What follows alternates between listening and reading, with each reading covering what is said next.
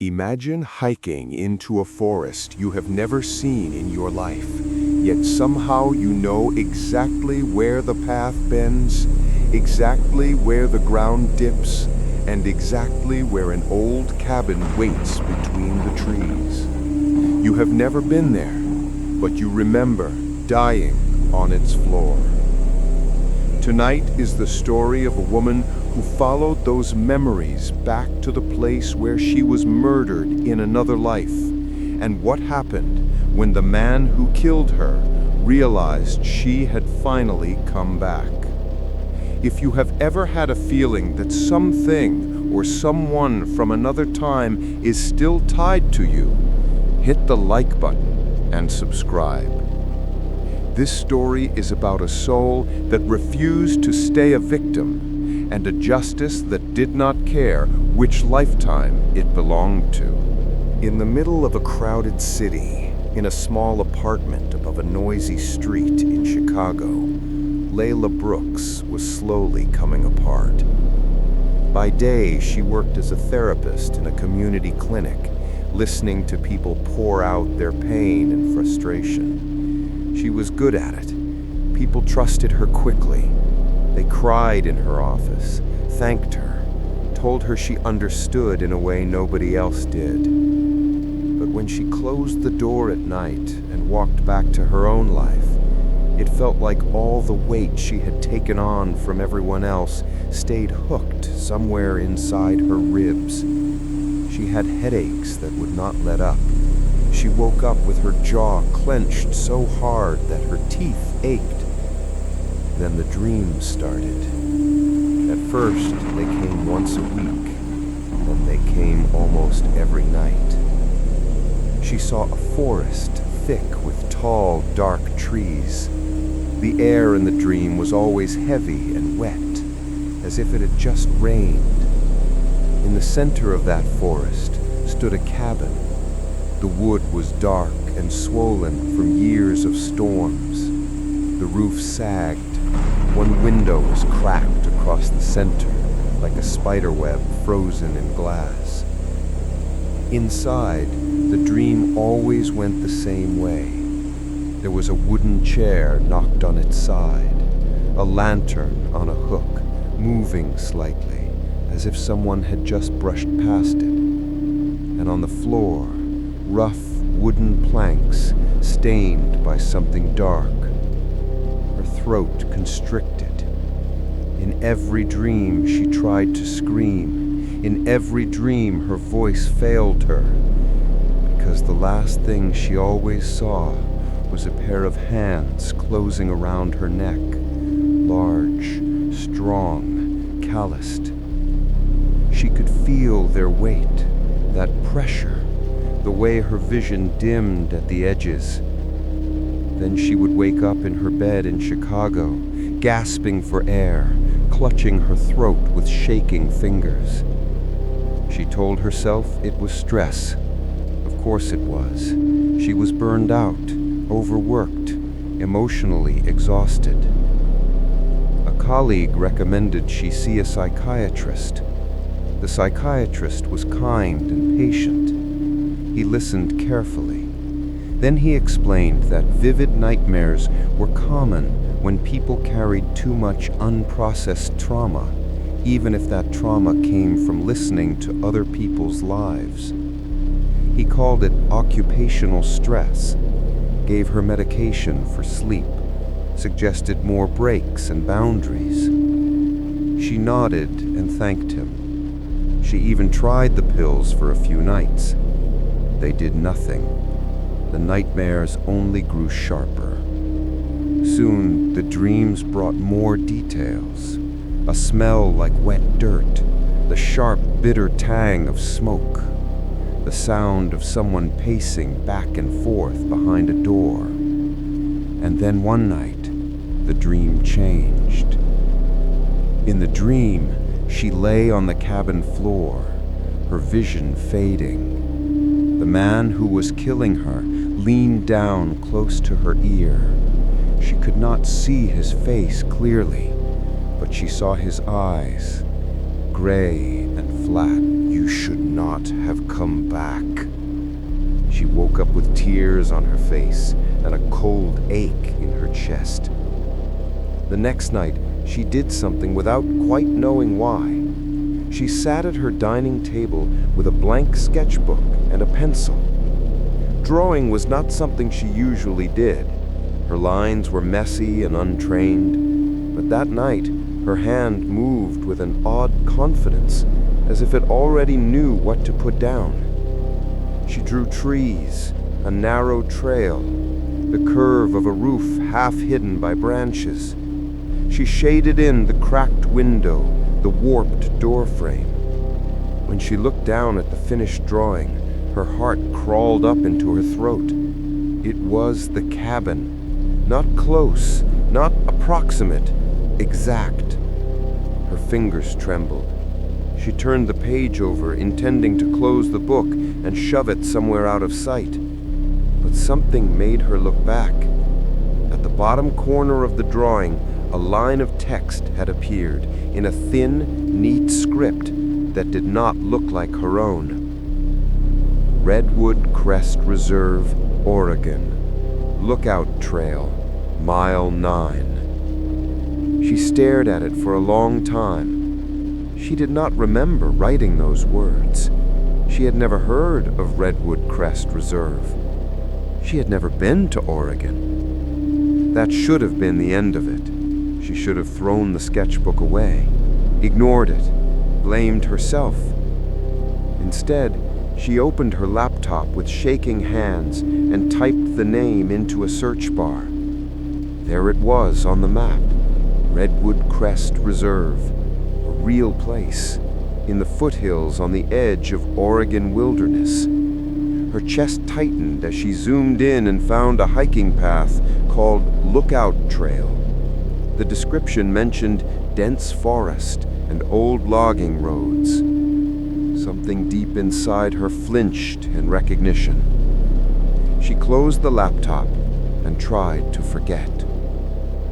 For 2 weeks, she went through the motions: work, home, sleep, wake in a panic at 3 a.m. with her throat burning.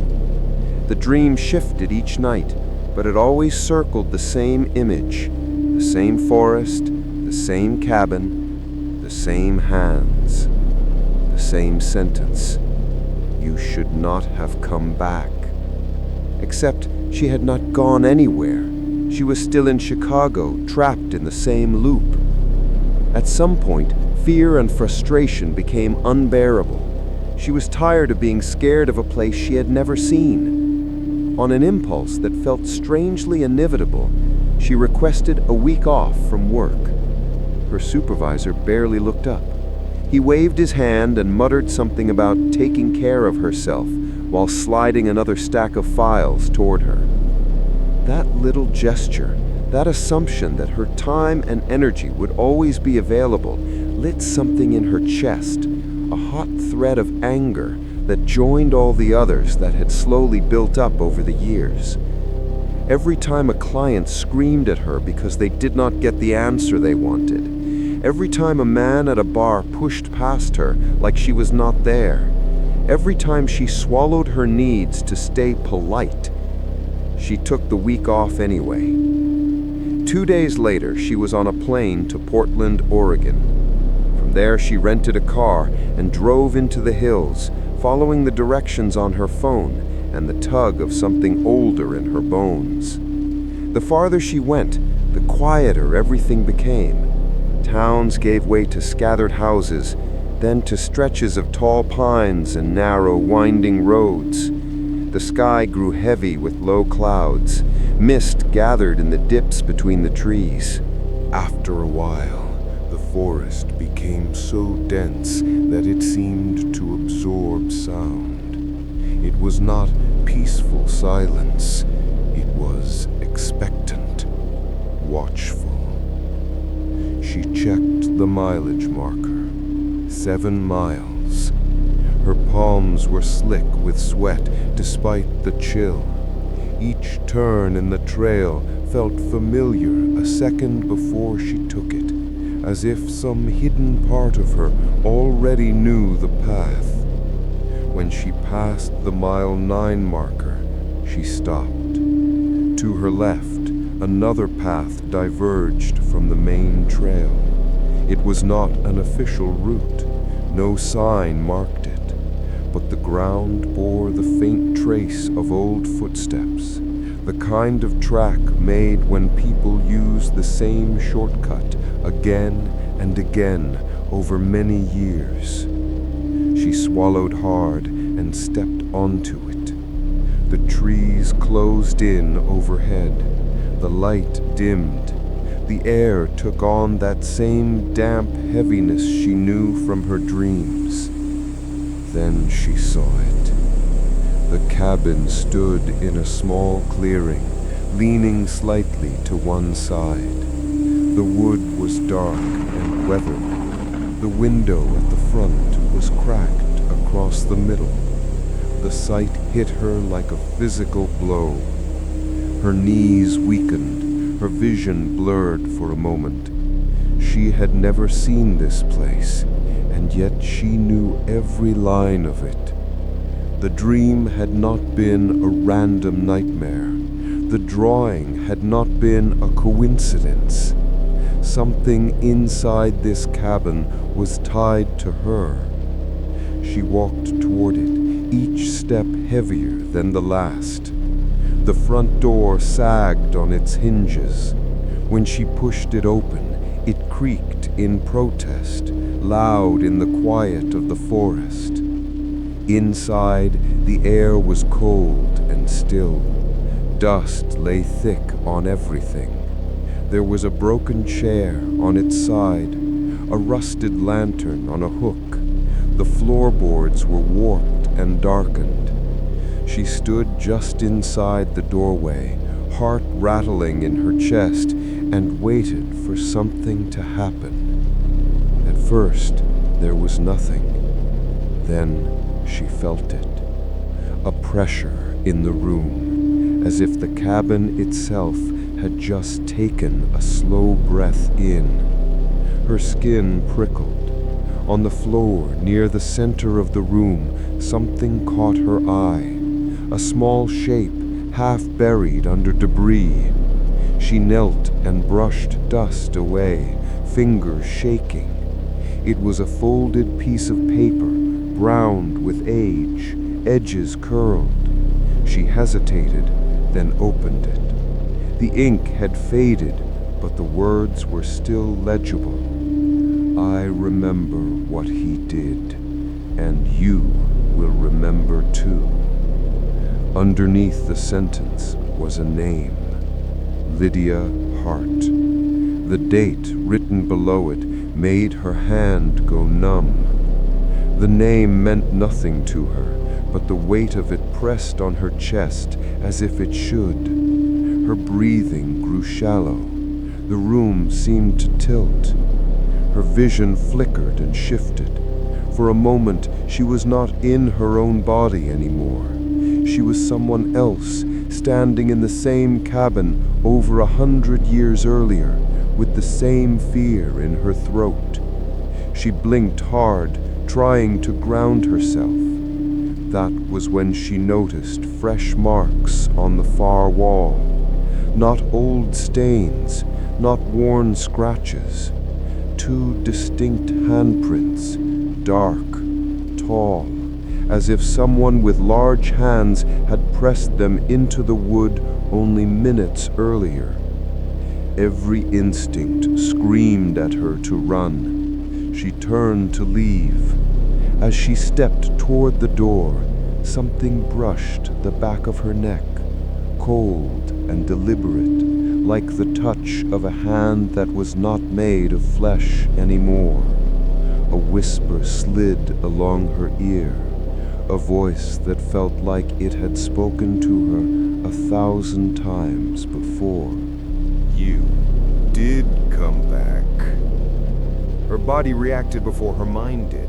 She bolted out of the cabin, stumbling into the clearing, then onto the narrow path back to the main trail. Branches scraped her arms, roots caught at her boots. She did not look back. By the time she reached the trailhead and her car came into view, her lungs burned and her legs felt like rubber. She flung herself into the driver's seat, slammed the door, and locked it with shaking hands. For a second, she sat there, chest heaving, staring at the trees. The forest stared back in its quiet, patient way. Then that same cold pressure touched her neck again, even inside the locked car. This time, the whisper sounded almost amused. "You will not get away from me twice." She drove until the reserve and the mountains vanished from her mirror. She did not stop until she reached a small motel a few towns away. That night, the dreams came back, but they brought more than fear. They brought answers. She saw herself in clothes from another time, a high collar, a long skirt. She saw a younger face in a mirror, a different one, but with the same eyes. Her name in that life had been Lydia Hart. She worked as a seamstress in a small logging town that used to stand near the forest. The town was gone now, swallowed by time, but the cabin remained. In those memories, Lydia crossed paths with a man named Graham North, a logger, strong, broad-shouldered, quick to anger, especially when he drank. He had taken an interest in her. At first it was almost charming. Flowers, extra lumber left by her door, offers of help. Then it became possessive, sharp, demanding. When she told him no, things turned dark. In the dreams, Layla watched the past like a film she had no power to pause. Graham grabbed Lydia's arm too hard, showed up outside her boarding house late at night, spread rumors when she refused his attention. When she tried to leave town, he followed her into the woods. He dragged her into the cabin that would not exist on any official map. He locked the door. She remembered his eyes most of all, flat and cold as river stones. "If I cannot have you in this life," he said, "no one else will either."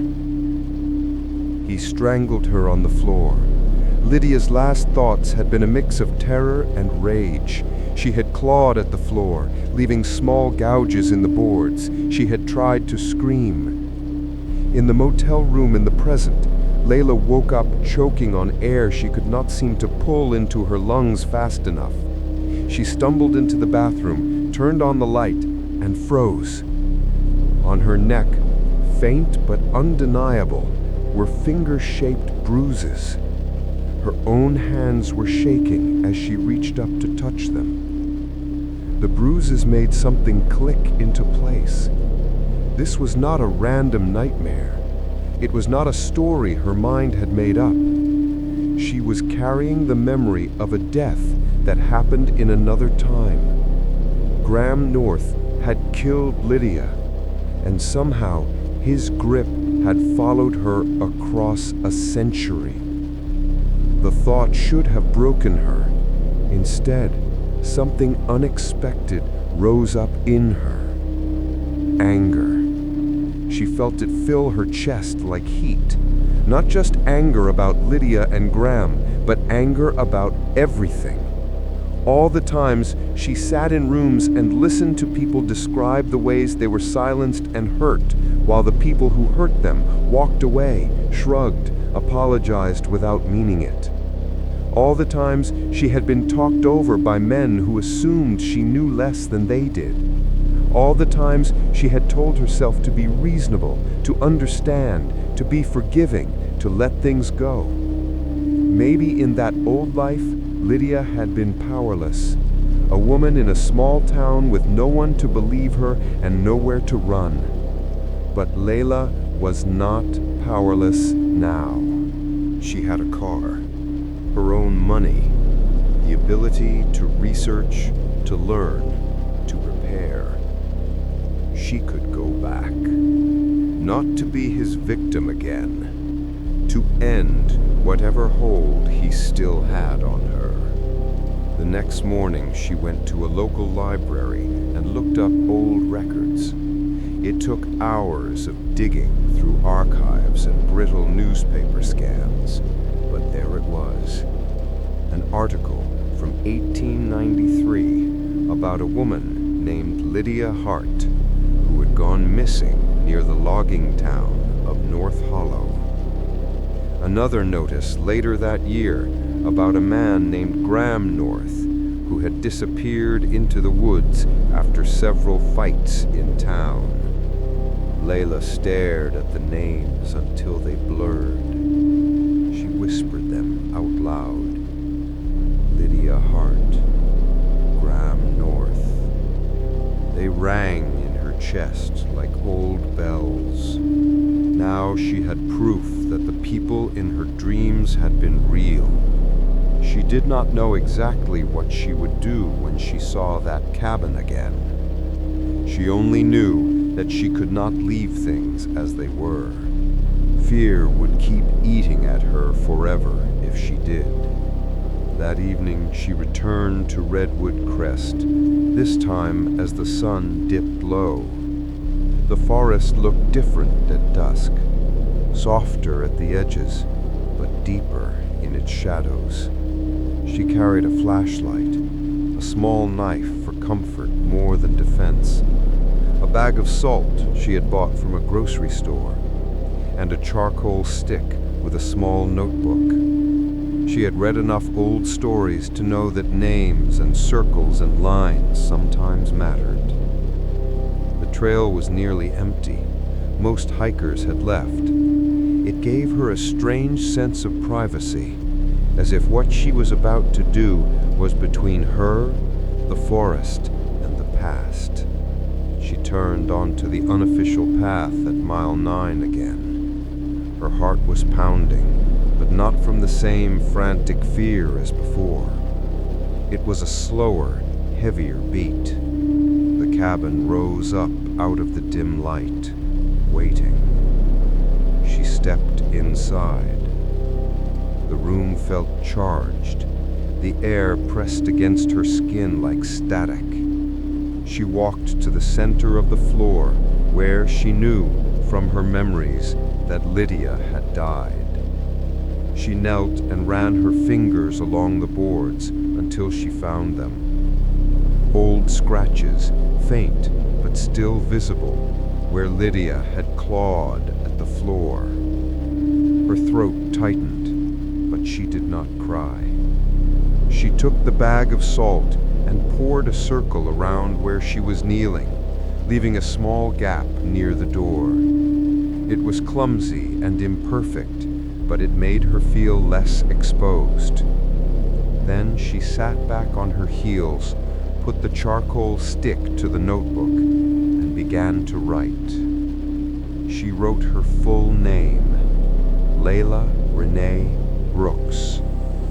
Then below it, she wrote the name that had begun to feel like another part of her, Lydia Hart. She drew a line between them.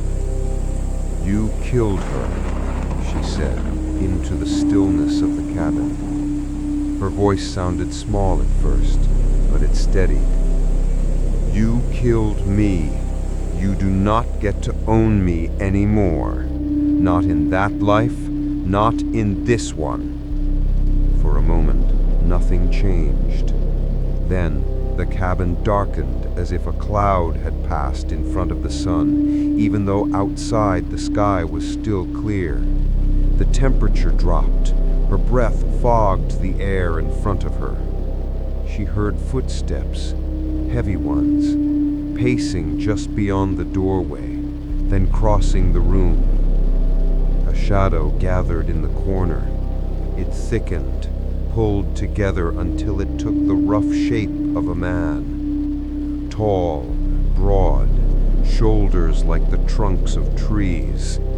His face was not solid, but his eyes were, gray and cold. "You found your way back," he said. His voice sounded like dry wood breaking. Layla swallowed hard. She pushed herself to stand, staying inside her uneven circle of salt. "You did not get away with it," she answered. The shadow smiled, a thin, ugly curve. "I got away with it my whole life. No one came looking. No one cared." She thought of all the times she had heard that same tone in different mouths. People who believed they had gotten away with harm because no one had held them accountable. "That was then," she said. "That life is over." He stepped closer to the edge of the salt line. His presence pressed against her like weight on her chest. "Not for me," he said. "You belong to me." There it was again. That word, belong. Something in her snapped. "I did not belong to you there, and I do not belong to you now," she said. She took the knife and with a deep breath sliced a shallow line across her palm. It hurt, sharp and hot. Blood welled up, bright against her skin. She crouched and pressed her palm flat against the floorboards inside the circle. In her mind, she saw Lydia's hand on that same floor, desperate and alone. "Not this time," she thought.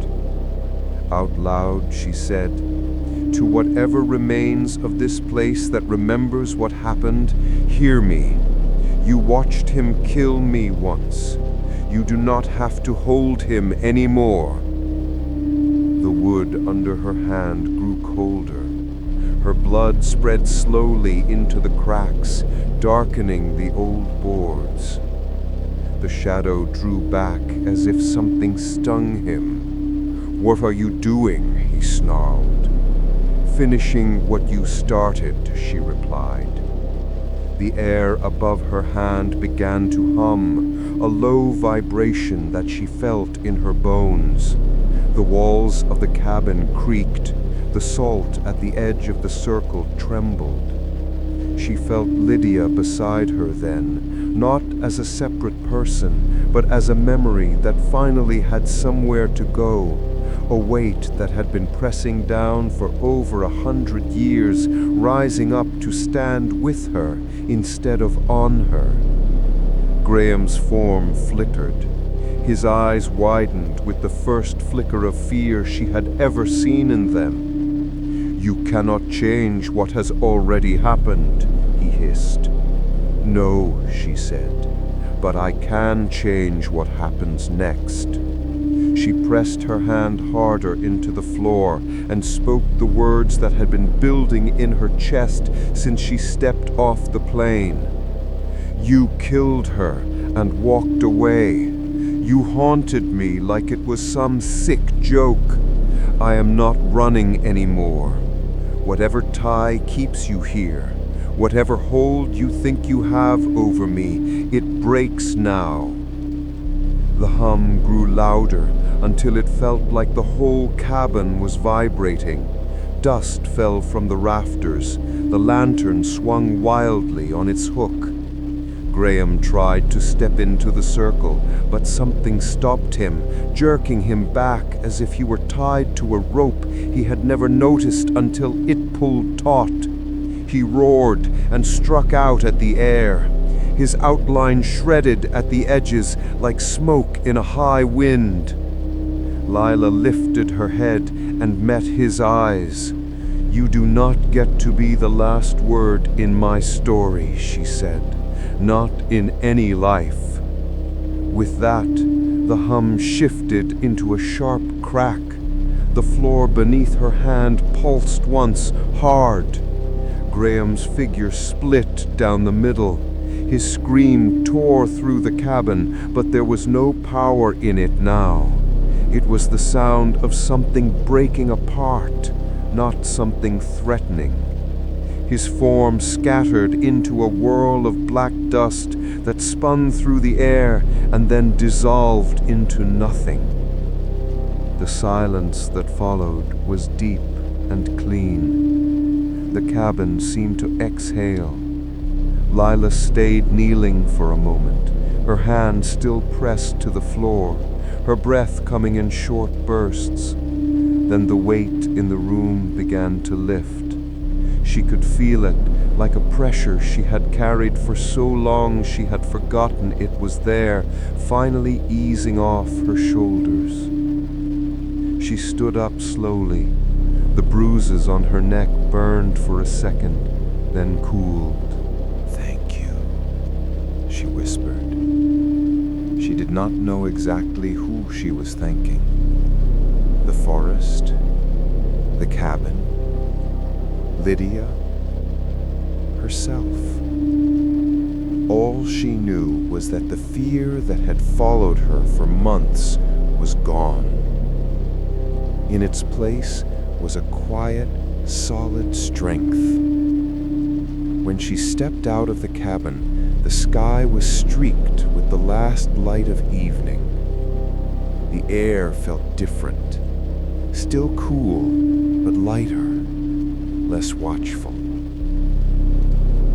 She walked back to the main trail without rushing.